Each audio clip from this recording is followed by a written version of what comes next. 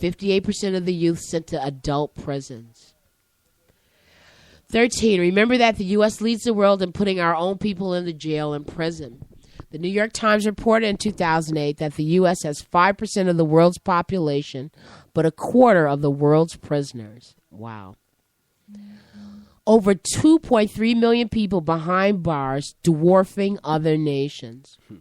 The U.S. rate of incarceration is 5 to 8 times higher than other highly developed countries, and black males are the largest percentage of inmates, according to ABC News. 14. Even when released from prison, race continues to dominate. A study by Professor Diva Pager of the University of Wisconsin found that 17% of white job applicants with criminal records received callbacks from employers, while only 5% of black job applicants with criminal records received callbacks.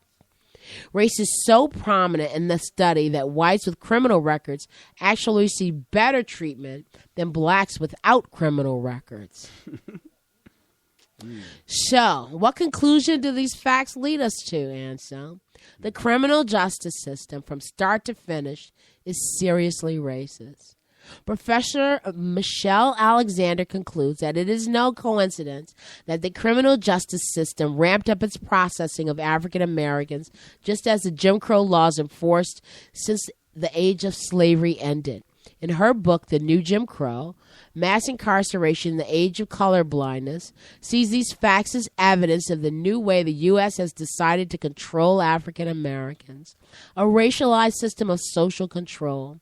The stigma of criminality functions in much the same way as Jim Crow, creating legal boundaries between them and us, allowing legal discrimination against them, removing the right to vote for millions, and essentially warehousing a disposable population of unwanted people.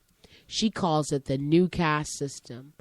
Poor whites and people of other ethnicity are subjected to this system of social control because if poor whites or others get out of line, they'll be given the worst possible treatment. They'll be treated just like poor blacks. Other crimes, like Professor Dylan Rodriguez sees the criminal justice as a key part of what he calls a domestic war on the marginalized. Because of globalization, he argues in his book, Forced Passages, there is an excess of people in the United States and elsewhere. These people, where they are in Guantanamo or Abu Ghraib or in U.S. jails and prisons, are not productive, are not needed, are not wanted, and are not entitled to the same human rights as productive ones. They must be controlled and dominated for the safety of the productive. They must be intimidated into accepting their inferiority, or they must be removed from society of the productive. This domestic war relies on the same technology the U.S. uses internationally. More and more we see the militarization of the country's police. Likewise, the goals of the U.S.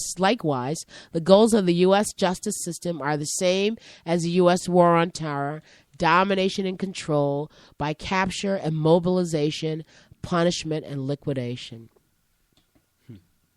Deep. There's no hope.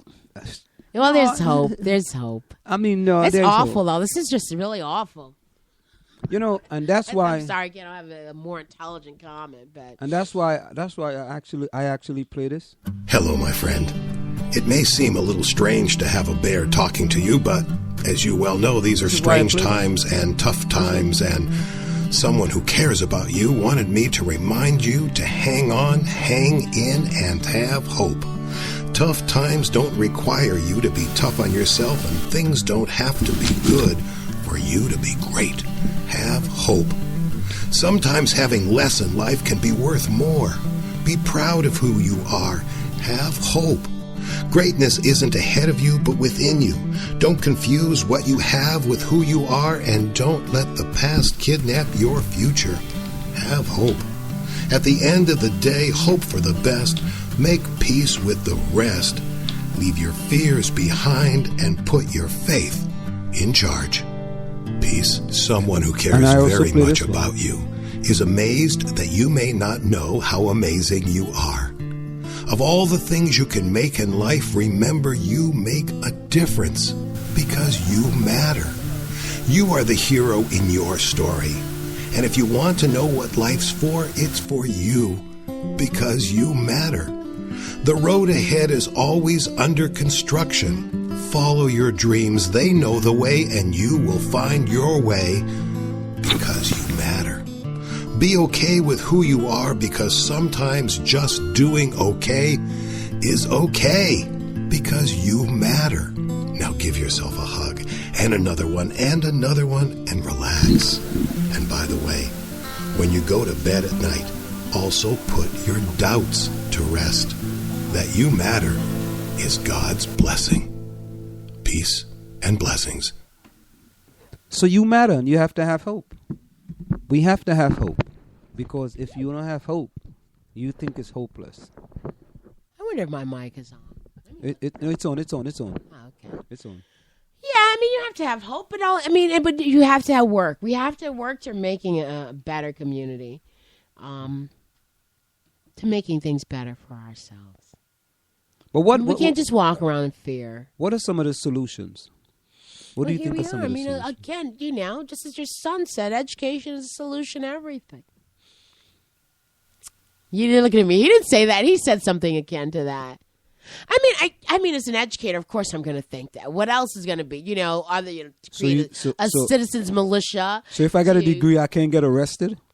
I can't be pulled over. That's right. When the cop pulls me over, yo, here's my degree, man. Here's my bachelor's degree. Here's my law degree. I have an MBA. Leave me alone. Listen, I'm Dr. LeBorn. Here's my doctorate. I am Dr. LeBorn. Yeah. I am Professor LeBorn. Yeah, I'm Professor LeBorn. See, that worked for Henry Louis Gates, right? Yeah, the guy might take that degree and throw it back in the back of my back seat. Say, yeah, you better go somewhere with that degree. Remember that time when Henry Louis Gates was nabbed up in his own house? Do you remember that a couple of years ago? Absolutely. Yeah, and then Obama wanted to have a beer with him and the cop, and that was going to make everything better. Now let's listen to this next audio. I'm joined by Yajida Orunmila, who is a civil rights activist and is joining us live now from Washington. Thanks very much for taking your time to speak to us today, Ms. Orunmila. I'm wondering, what are your thoughts at this time, considering, of course, this comes on the heels of how the Michael Brown case was handled, and, of course, the 12-year-old Tommy Rice, who was shot as well in Cleveland? I think that it's really clear. If it wasn't clear before, I think that it's clear now that people need to understand that the police are nothing but a state agency used in the black community to police black community and not to protect the black community. So it's really evident that what we should be calling for is the black community control of the police, where we have the power to hire and fire, and we remove police officers from our community. They have to answer to us, because apparently answering to the courts, answering to the state, allowing the grand jury and other state agencies to judge itself is not going to bring justice for black people in this country. And how do you feel about how the mayor of New York handled this case? When he was speaking, you could see he was almost, if I may use the word, torn between the fact that, of course, his own wife is an African-American and his own child is of a mixed race because of that. How do you think that he handled this case, specifically in the case of Eric Garner? I think we have to understand that it doesn't really matter the color of your skin. If you have allegiance to the state, if you are governing the state, if you are an agent of the state, you're going to act accordingly. It doesn't really matter if we compared it to President Obama, who obviously is an African American, and his willingness to kind of pass it on and really accept the jury's decision and come up with some alternatives and some concessions to how we need to handle these things with regards to black people and the black murder of police. So the mayor of New York, de Blasio, is no different from any other force that whose purpose is to serve in the interest of the bourgeoisie and the power structure in New York City and anywhere else in the United States. And I know you've spoken a bit about this, Ms. Orunmila, but I was wondering then, who then exactly can African Americans trust then? And no one within the system, or how does that work then exactly? We can't. What we need to be calling for is. We have to build our own power. I mean, if we think about the foundations of this country, and if we look at how Africans in this country have been built into the entire so-called judicial system, it was built off of our slavery. They created gangs of people to come out and arrest and capture Africans when we were out of slavery so that they can have free labor. The foundations of this country is built on the incarceration of black people, the murder of black people. The foundations of this country was also built out of the stolen labor of African people. So we have to understand that this country's laws were not meant to protect us. So what we have to struggle to do to overturn everything that this country stands for. It's really imperative that we start to see power within what we're doing right now. And the people in the streets are really showing their power. And we need to take it a step further and build our own movements, build a dual and separate power in this country, one that's going to address all of the issues that we're seeing today. Because leaving it up to the police, the judicial system, the president, the mayors, obviously is not bringing justice to our communities. And as we are losing our children, we are losing our loved ones, and the people who are hired to serve and protect us are getting away with the murders of our families. So there you have it, an activist coming up with an idea how we can deal with cops. And what did she say? In the black community. Have our ability to fire police? Yeah. Fire and hire. You know, I guess under some kind of community board or something, because it certainly couldn't. You know, the only way humans understand is when it becomes financial, or you know that there are going to be severe consequences for your actions. Well, I mean, you know what? If you want to look at it, then I overheard somebody. You know, I hate taking credit for things, but so I'm not. But I mean, it's a class issue that the poor or the people, the working class people who voted these types of people in, including the prosecutors and their senators or their local Congress people, those people are afraid that they're going to get displaced, that someone is going to take something from them. And so senators and them? I believe that they're afraid. Take what? You can't take that whatever the little measly crumbs that they have. They got a permanent pension. They're not going to. But no, I mean, it's just like, okay, that community. I'm not talking about the cops, but the people in that community say, well, we're going to support that, because if we allow these people to have all these rights, then what's going to happen to us? So who's these people you're talking about?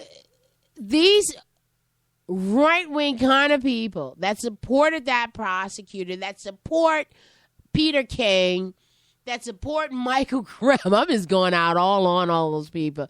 Those people, I think, in that community believe that they will lose something. So for me to get rights, that means I'm taking something away from you. And I do believe in the back of many people's minds, in the back of their minds, if you get extended a right to me, then you're taking away something from the other person. So with that example, let's take that back to South Orange Maplewood.